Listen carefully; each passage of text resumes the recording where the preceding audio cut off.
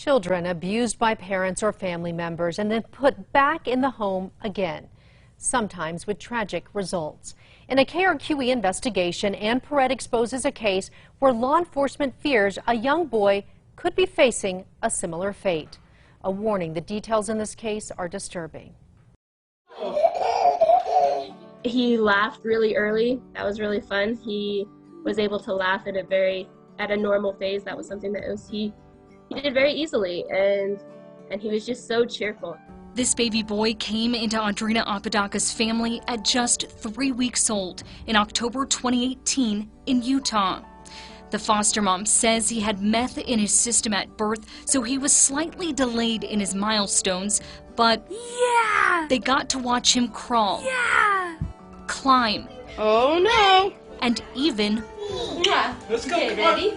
Go get Dad. Walk. So we got to see his personality develop a lot, and it was our hardest, it still is the hardest kid that we've had to let go. While Apodaca's family wanted to adopt the boy, as a former caseworker in Utah, she understands the priority is placing a child with family members.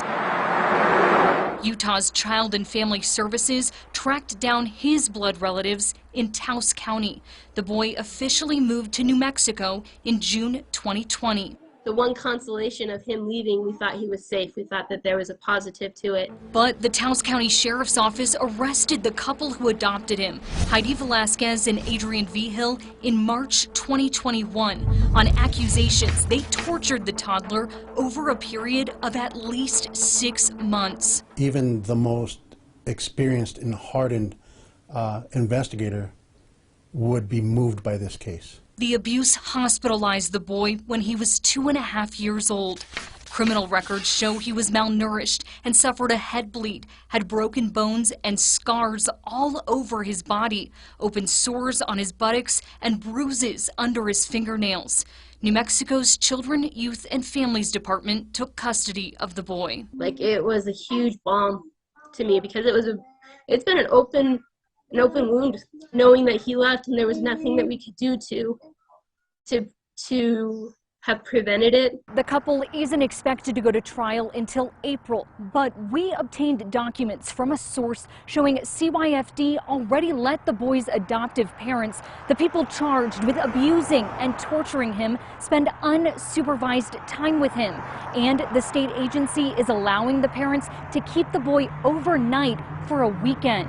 Absolutely not. I don't feel that that would be appropriate at this time, if at all. Taos County Undersheriff Steve Mieta had no idea CYFD was already taking steps towards reunification. I'm not trying to overstep my boundaries. However, to me, what the priority here is the child's safety. You think he's in danger? I believe so, he is. He doesn't understand why CYFD would gamble with a boy's life. Do you see him surviving, being in their care again? I see a chance that I'm not willing to take. Court records show the two have actually been allowed to have contact with the boy since a month after they were criminally charged. But I'm told visits didn't start until this year. Judge Emilio Chavez let CYFD make that call, saying as long as it's, quote, therapeutic and recommended by CYFD, the court has no issue.